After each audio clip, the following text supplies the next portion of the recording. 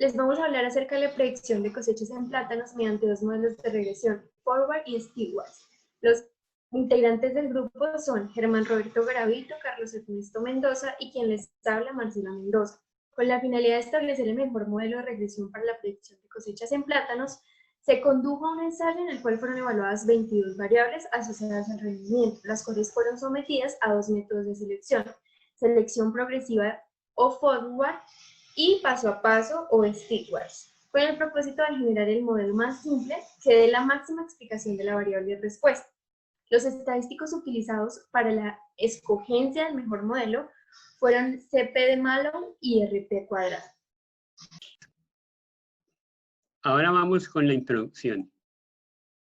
La producción de un determinado cultivo está en función de una gran cantidad de variables que dan respuesta, bien sea a través de un subefecto principal o la interpretación entre ellas. Algunas de las variables son los frutos, la calidad, los pseudotallos o el follaje. En un ensayo realizado en Puerto Rico por Sánchez en 1968, encontró significante el efecto de estas dos últimas variables sobre el rendimiento. En el trabajo se estudia una serie de variables y componentes de rendimiento con el fin de seleccionar aquellas que resulten más importantes en la predicción de cosechas. Y a la vez se comparan los dos métodos mencionados anteriormente y los procedimientos que permiten determinar el mejor modelo para la predicción. Se ha llegado a reconocer que el rendimiento de los cultivos de plátano está en función de su peso de la segunda mano, el perímetro del pseudotallo a 1 metro de altura, peso de la primera mano, número de manos por racimo, largo del dedo de la segunda mano y diámetro máximo del dedo de la segunda mano, lográndose un modelo de regresión para las predicciones de la siguiente manera, como se muestra en la diapositiva, donde B1, B2, B3, B4, B5 y B6 son los coeficientes de regresión resultantes asociados a la variable bajo estudio. Materiales y métodos. La información suministrada en este trabajo proviene de un ensayo sembrado en la estación experimental de San Nicolás, localizada en Guanare, estado portugués. En el mismo se utilizó la planta de la variedad Arton, conocida también como plátano vega.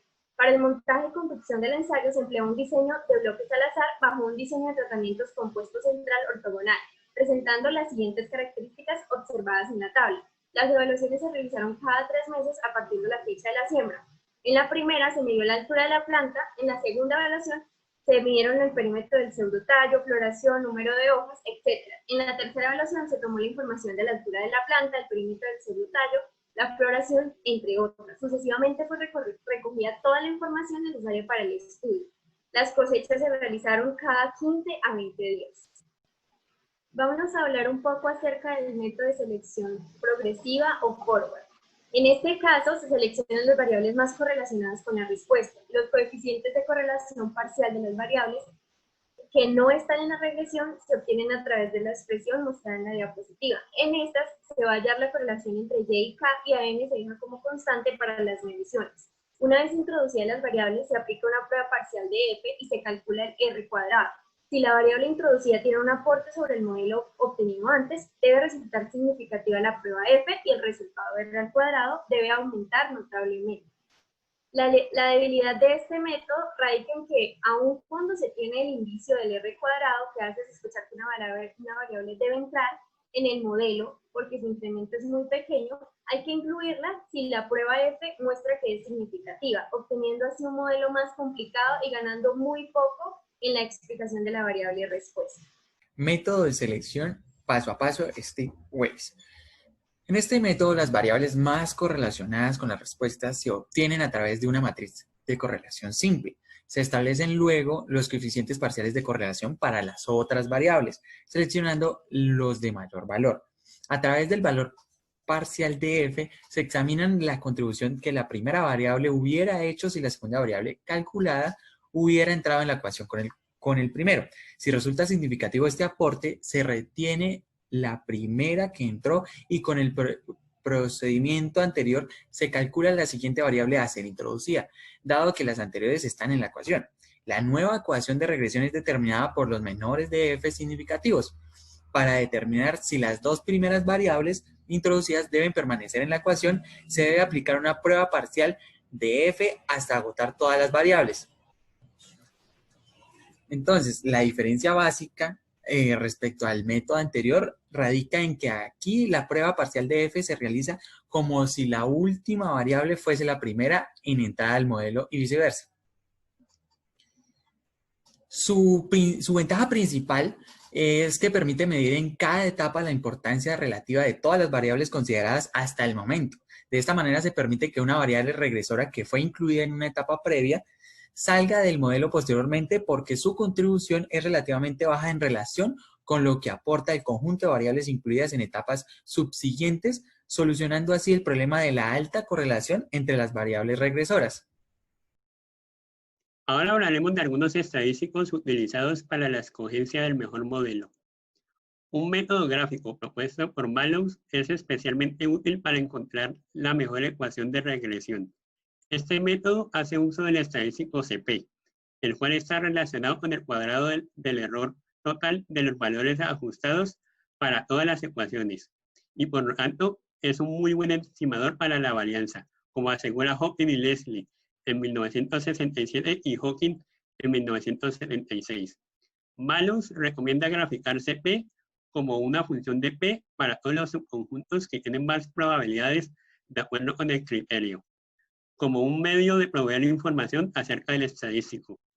La relación de RP al cuadrado con CP está dada por la expresión mostrada en la diapositiva, donde RP al cuadrado es el coeficiente de determinación con P valores. P es el número de variables del modelo, P es el número de estimadores de los coeficientes de regresión y N es el número total de observaciones. Como resultado, el criterio R al cuadrado puede sugerir el rechazo de unas variables, más que el estadístico CP. Para los resultados y distribución, revisaremos primeramente el método de selección progresiva.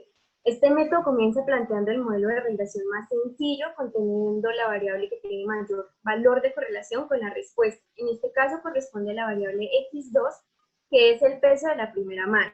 Progresivamente se van incluyendo las variables de acuerdo al coeficiente de correlación parcial.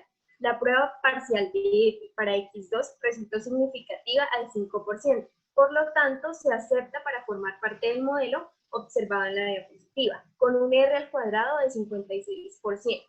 Esto quiere decir que con este modelo basta conocer el peso de la primera mano para explicar el comportamiento de la variable respuesta. Algunos investigadores han coincidido en darle importancia a esta variable como integrante del modelo de predicción. La siguiente variable a ser introducida al modelo es el diámetro del dedo interno de la segunda mano, X13, cuya prueba parcial de f también resultó significativa. El modelo resultante lo encontramos en las diapositivas, y el R con un R mucho mayor que el anterior de 65.4%.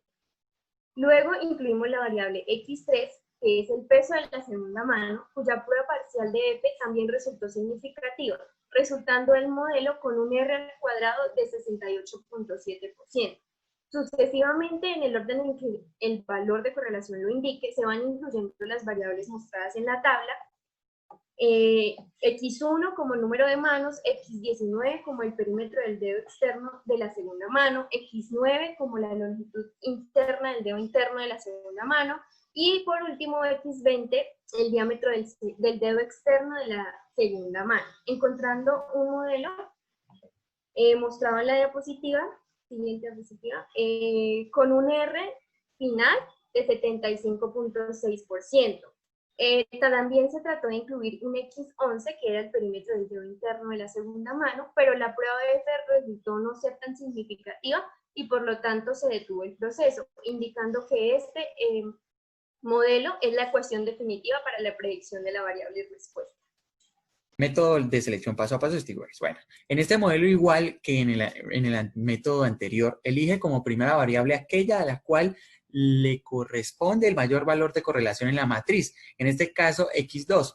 En un paso siguiente, se selecciona la que posee el mayor coeficiente de correlación parcial. dado que ya x2 está incluida en el modelo inicial. En este caso, la diferencia con el método anterior es que la prueba parcial de f se va realizando también como si la última variable en entrar fuese la primera incluida en el modelo. De todo esto se puede decir que el método en cada etapa añade o elimina una variable, debido a que en cada etapa va reexaminando cuál es el aporte que hace dicha variable para la explicación de la variable respuesta peso de los racimos.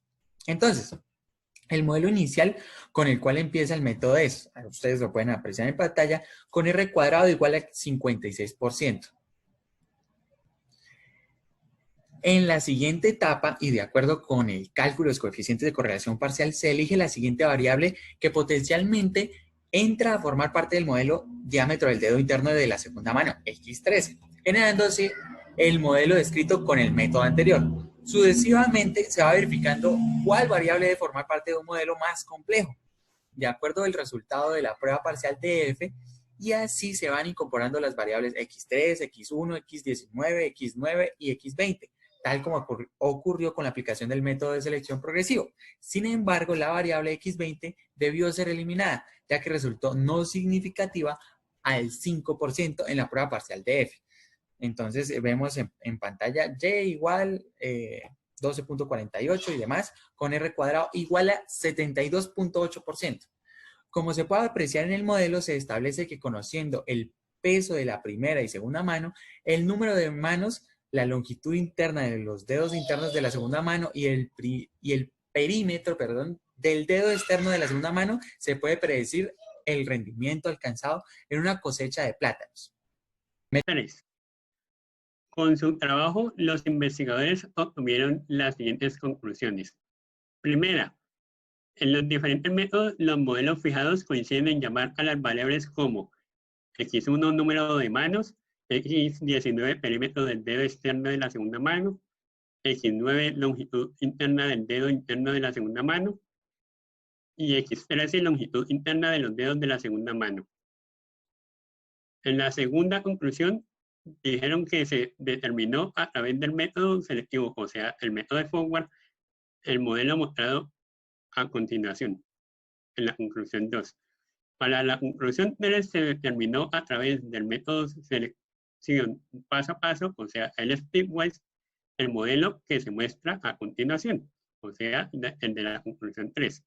Y como última conclusión, obtuvieron que a través del trabajo se llegó a determinar que el modelo para la predicción de cosechas de plátanos es obtenido a través del método de selección paso a paso, o sea, el de stepwise, con las variables consideradas. En el apartado de recomendaciones, los científicos recomiendan obtener modelos de regresión múltiple para estimaciones de cosechas utilizando nuevos procedimientos de predicción con presencia de datos colineales, como los desarrollados por Flores y Chassin en el 2001, que señalan las bondades del método Rice en la selección de variables en presencia de colinealidad severa, y las investigaciones de González y Chassin en el 2003, los cuales proponen una nueva alternativa para este caso, la cual utiliza el procedimiento de regresión por componentes principales.